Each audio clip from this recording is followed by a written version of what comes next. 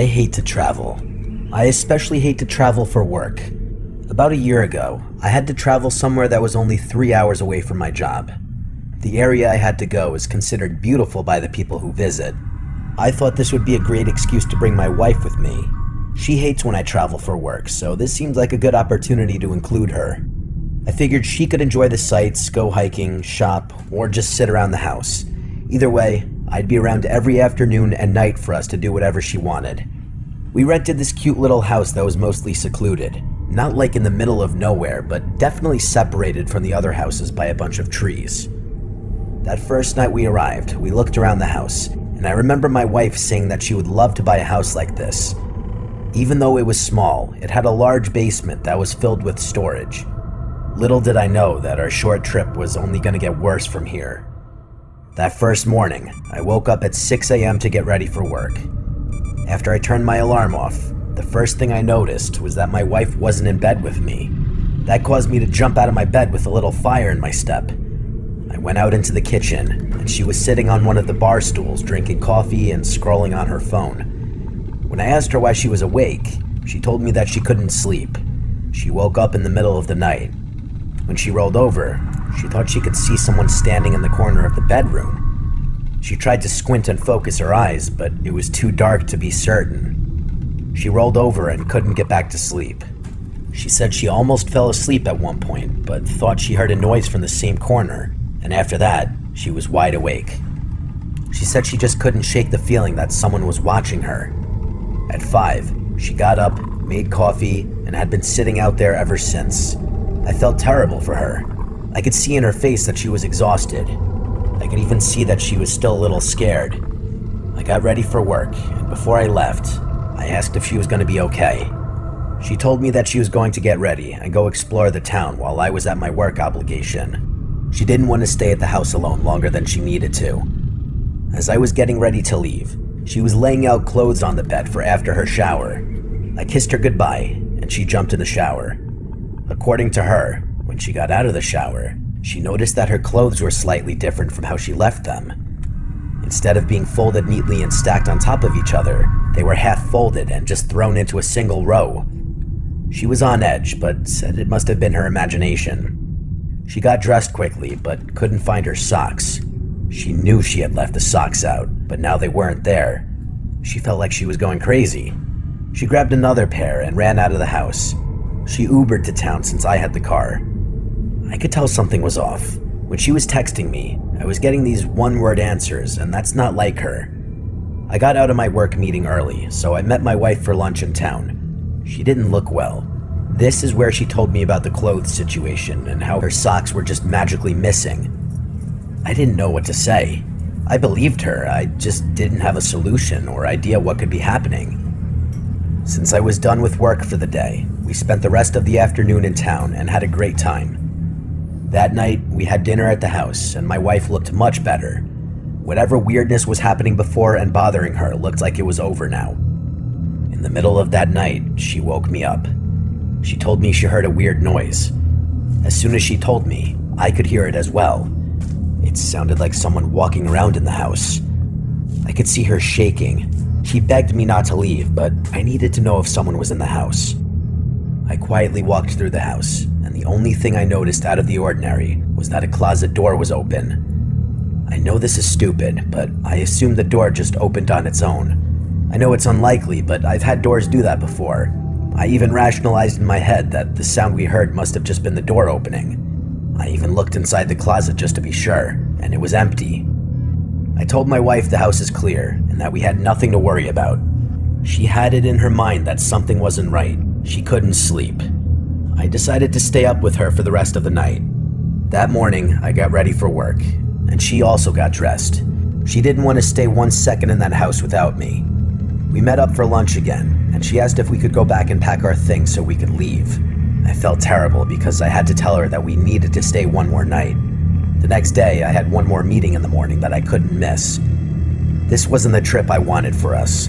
The thought of staying in the house one more night for her was crippling. I offered to get us a hotel room, but because I spent so much on the house, she agreed to tough it out one more night. When we got back to the house, we packed everything up so we could leave right after my meeting in the morning. We ordered a pizza that night and sat in the living room for a while. I could tell that she didn't want to go to sleep. We ended up playing this trivia game on my phone for a while. Every so often, we would hear this noise coming from the basement. Every time we heard it, my wife would crumble.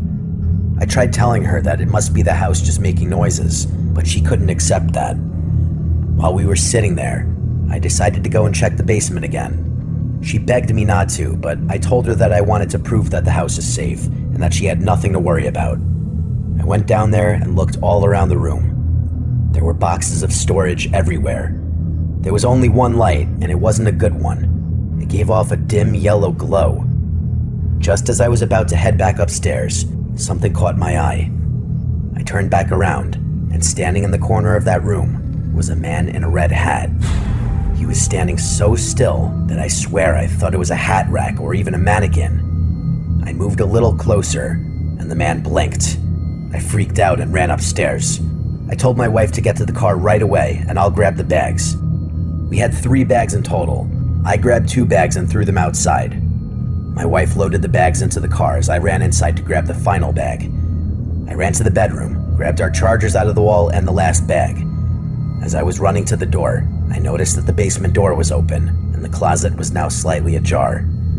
I took a deep breath, and I sprinted past the closet and the basement door.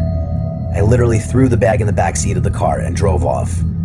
I called the rental manager and told them that someone was in the house.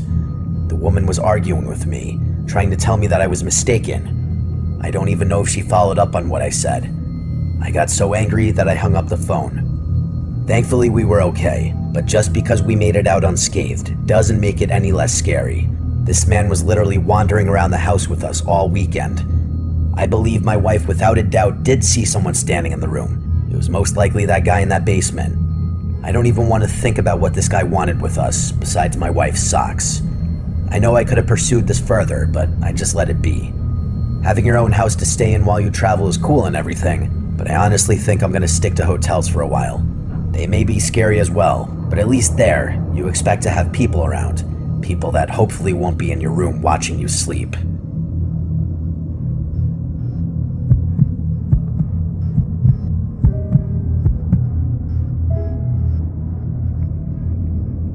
I like to travel, but I don't like to travel alone. So sometimes I'll pay the way for the girl I'm seeing at any time to accompany me. One of the more memorable trips was my trip to Costa Rica with this girl Julie I was seeing.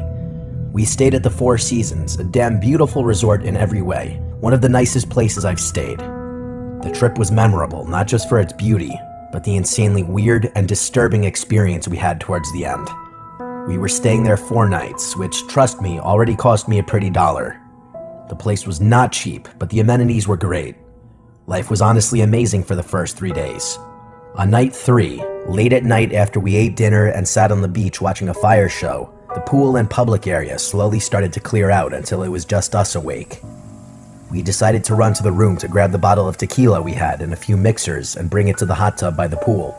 The hot tub was covered in just about every direction by trees and plants, minus the narrow opening to get in and out. There was also a waterfall in the hot tub that made enough noise where we could be as loud as we wanted. We had some fun drinking and whatnot in the hot tub, but it was interrupted when I noticed through the plants someone was on the other side, creeping. It wasn't a person just walking the walkway. Someone was crouching down as if they were spying on us in the hot tub. I shouted hey, and then got out of the hot tub, which, let's face it, getting out of a pool or hot tub takes a few seconds to do. By the time I was out on the concrete and on the walkway, I saw someone hurrying away before turning the corner and disappearing.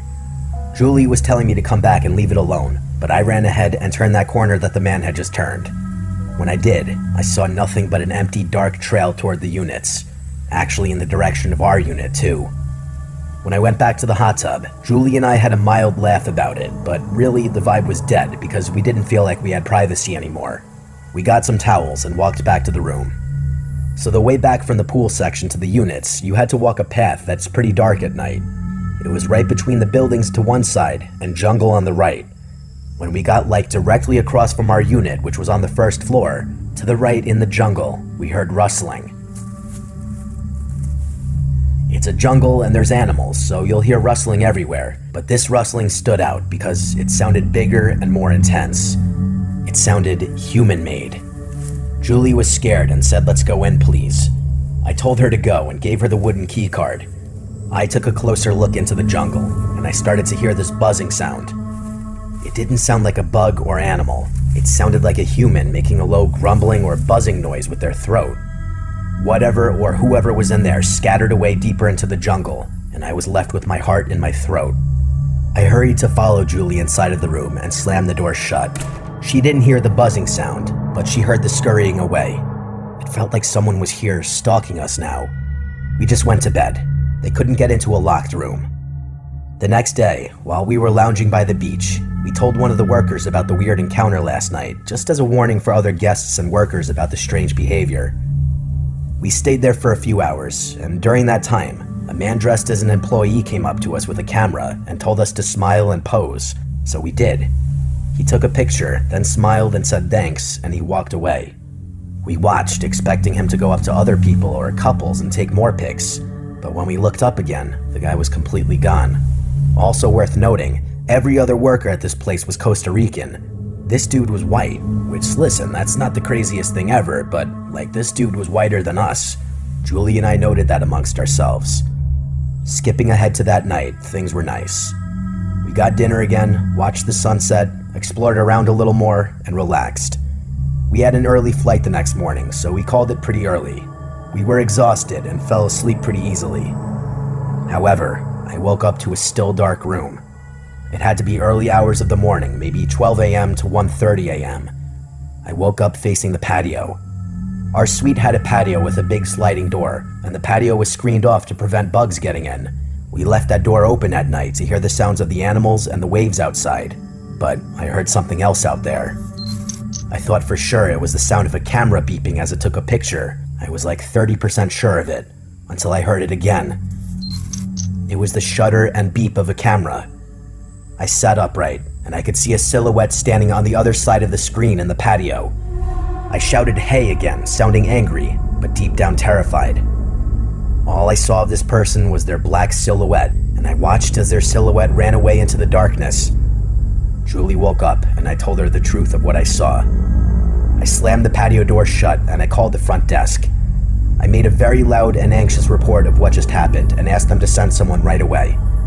An employee came 10 minutes later, and I told them everything about the stalker the night before, the man with the camera on the beach, and now this. The guy said they don't have employees walking around taking pictures, which confirmed that it was the same person. In fact, it might have been the same person stalking us the past 2 days. I demanded a new room because we didn't feel safe. They also said they'd check all the video surveillance from the past 2 days. We were moved to another suite closer to the front hall. We kept the patio door in this one shut, obviously. We woke up early the following morning for our flight. We had a shuttle service offered from the resort to the airport. While checking out at the front desk, they showed us the video footage of the man who was stalking us. He was creepily walking around the resort. He only took pictures of us based on the videos we were shown. It was the most horrifying, confusing thing. We couldn't stay for too long because we were in a hurry, but they told us if they found the man, action would be taken. We were just relieved to be leaving there. I followed up with the resort a few days later, and they apologized for not having any updates, which was disappointing. I don't see Julie anymore, but this was a really crazy and disturbing story the two of us share that I sometimes want to reach out to her about just to talk about again.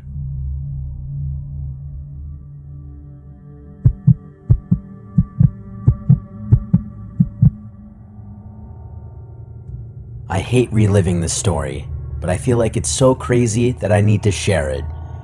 Last year, I got a week and a half off from work, so I decided to travel back home to see my parents. I work in South Carolina, but my family still lives in Massachusetts. It's not right around the corner, but it's an easy drive nonetheless. My parents are older and retired. They don't get to leave the house much because my dad hurt his back when he was still working. My genius idea was that I was going to drive throughout the night and surprise my parents in the morning. I only told my brother I was coming home, just so somebody knew. Usually, I hate driving at night, but I found that this specific drive is way easier overnight. There just isn't that much traffic, so I can throw something on to listen to and I'm chilling. My least favorite part of the drive is when I have to go through Pennsylvania. No disrespect to my people in Pennsylvania, but that state just feels like it never ends. It's all mountains and winding roads. Not to mention, I feel like every time I drive through PA, it's so foggy that I feel like I'm driving through an endless wall of white. This trip was no different. I was white-knuckling my way through until I came across a detour sign. Apparently there was an accident, so I was being redirected off the highway. I continued driving for a while, and I felt like I was lost. It was just a dark, foggy road. There was no sign of life anywhere. Of course, my phone didn't have service either, so I couldn't even use that to figure out where I was or where I was going. It had been hours since I left South Carolina, and I was exhausted. I was looking for a gas station or even a rest stop. I just needed to shut my eyes for a second, but I didn't feel comfortable doing it on the side of this desolate road. Something about driving in the fog and focusing extra hard makes me super tired. I started to doze off purely because of exhaustion. I should have pulled over as soon as I started doing the head drop, but I thought I could hold on a little while longer. Well, I couldn't. I dozed off for a second too long, and I lost control of the car. I jerked the wheel, but it was too late. I hit the guardrail, and I just kept going. My car rolled into a ditch, and thankfully rolled back to an upright position. I was shaking. That was the most terrifying moment of my entire life. If you've ever been upside down in a car, you'll know what I'm talking about. I sat there for a few minutes trying to catch my breath.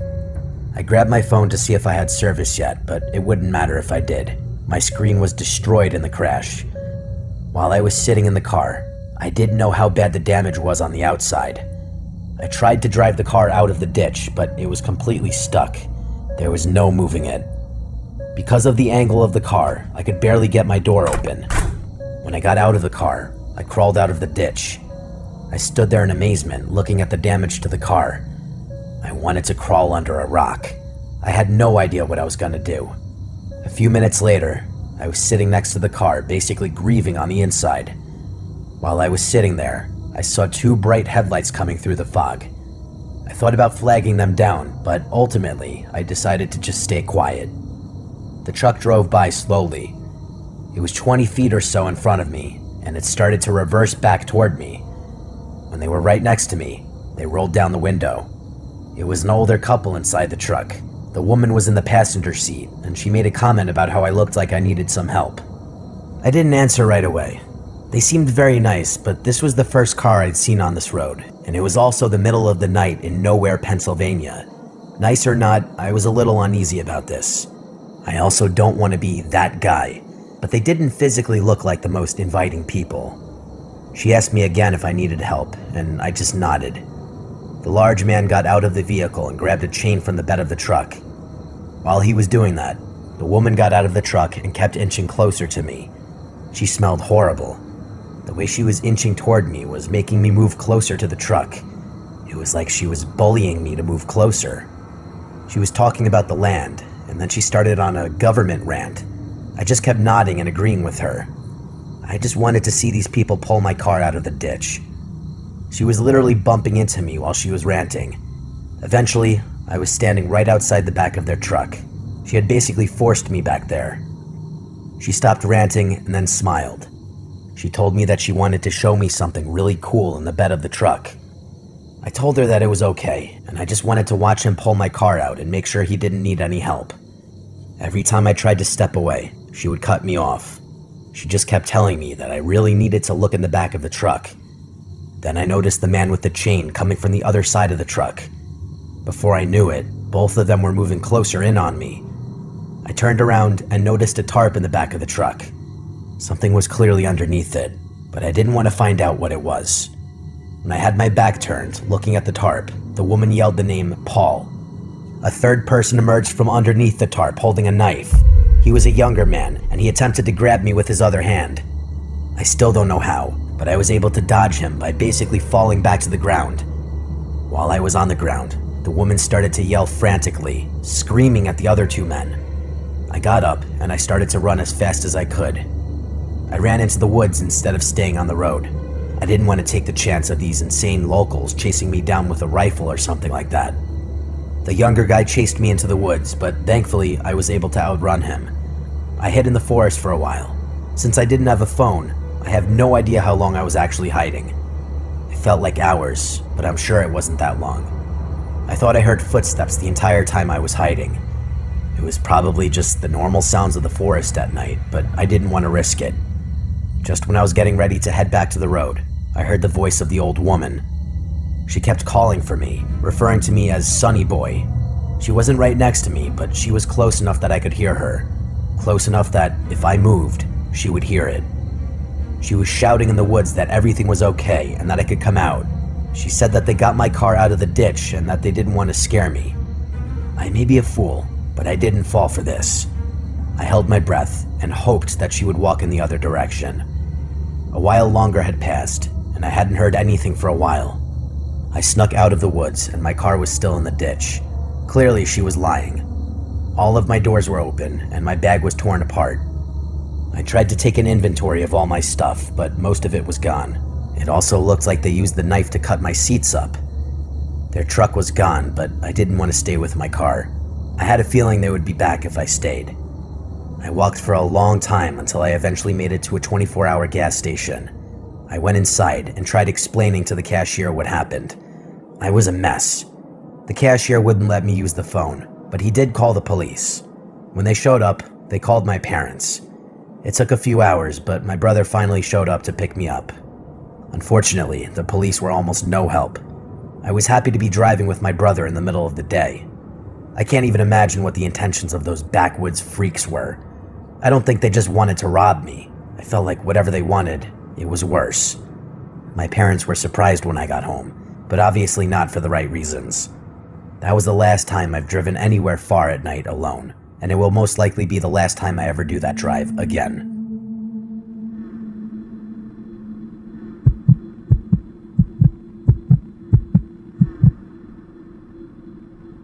When people think about traveling, oftentimes they think about traveling somewhere with a beach.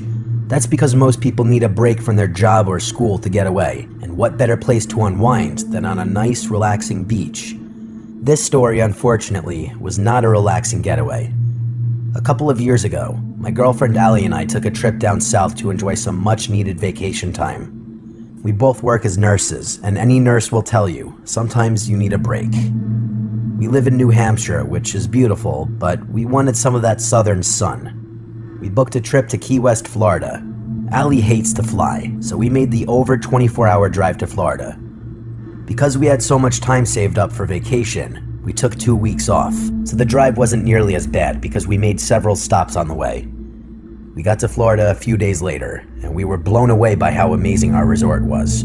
We were right by the ocean. The trip was everything we needed. Most of the trip served its purpose until one terrifying night. Our last night in Key West showed me that it doesn't matter where you are, things can happen out of your control. Allie and I were lying on the beach watching the moon reflect off the water. It was one of those nights where the light from the moon reflecting off the water was literally bright enough that it didn't even look like it was nighttime. We had a large beach towel on the sand, and Allie was lying in my arms. We didn't know this at the time, but I actually had her engagement ring in my pocket. This was going to be our big night. I started to be romantic and sweet, feeding her mushy lines. At first, she was loving it. Then I noticed she got quiet. It was like she wasn't responding at all. For a second, I thought she might have fallen asleep. I asked if she was still alive, and she apologized for getting quiet. She said she got distracted by two people who were standing kind of close to us. She said it looked like they were staring at us. I sat up a bit and looked for the two she was talking about. Just as I sat up, we saw the two people walk up to us. It was an objectively beautiful girl, but she looked off for some reason. She had wild curly hair, and from what I could see of her eyes, they looked very dark. She had just a beach cover-up over her bathing suit, and she was with a man. I assume it was her boyfriend because she was holding his hand in a loving way, almost like she was leaning on his arm. He had a huge beard with long brown hair that was pulled back in a bun.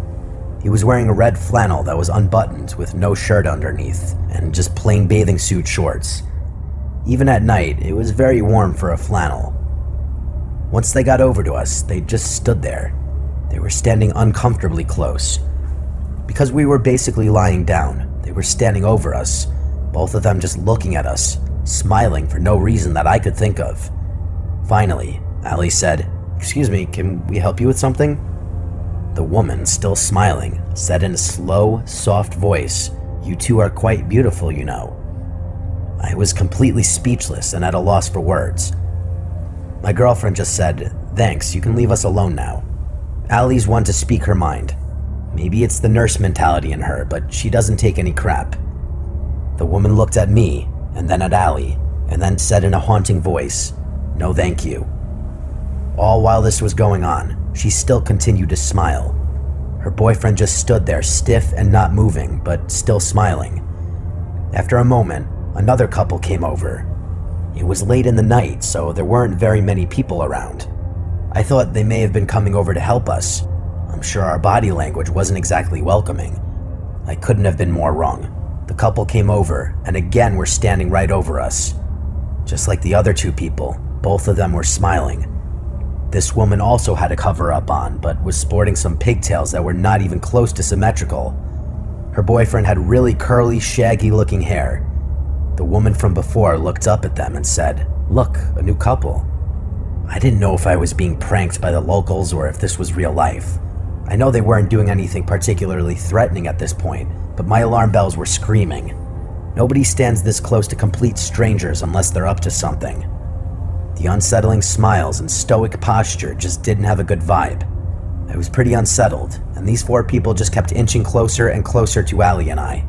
They had gotten so close that the one girl's foot was touching my leg. I could tell Allie had hit her breaking point. I was trying to think of something to do. I finally stood and stepped up to one of the guys and said, "Take one more step."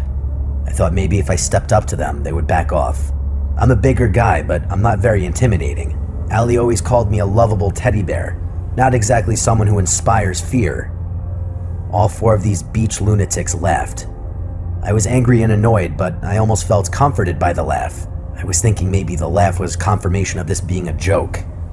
Once again, I was wrong. While the others continued to laugh, one of the guys lunged at me. I had no time at all to defend myself. Both men started to beat me up, and I couldn't do anything. I was lying in the sand, just hoping the ring didn't fall out of my pocket. While this was happening, I could hear Allie screaming, and both girls just sat there and laughed. She tried to intervene, but the second girl pushed her down. The two guys then picked me up and slammed me down in the sand next to Allie, and with the blink of an eye, all their smiles turned into faces of anger. One of the men started to fumble his way through an inside pocket of the red flannel. Even though I didn't see it, I knew he was looking for a pocket knife or some other kind of weapon. Somehow, I had the mindset to pull off an unthinkable move. I don't know what came over me in the moment, maybe fight or flight, but I kicked the ankle of one of the girls because she was still so close to me. It was a hard kick, so she stumbled. Her stumbling in the sand distracted all of them for a moment. In this split second, I grabbed Allie's hand and we ran as fast as we could to our resort. I could feel my face bleeding and my ribs were killing me. I looked back one time as we were running, and we could see the two couples standing there, not chasing us. We got back to the resort, locked the doors, and turned the lights off. It was horrible. I still don't know why, but we didn't call the police. Obviously, in hindsight, we should have contacted the authorities right away, but at that moment, we didn't want to bring any attention at all to our location. The next day, we checked out early from the hotel so we could leave for home. The entire time we loaded up the car and checked out, we kept looking over our shoulder. Every person out of the corner of our eye we assumed was the beach couples. We didn't want to risk running into these mysterious strangers again. As we were leaving the hotel and walking to our car, we saw the two girls on the corner of the street. They didn't see us. We didn't know what to do. We got into the car and drove off. As we were pulling out of the parking lot, we had to pass the corner where they were standing. As we drove by them, both girls noticed us. They smiled and waved like we were old friends. Once we hit the road, Allie called the resort and informed them what happened.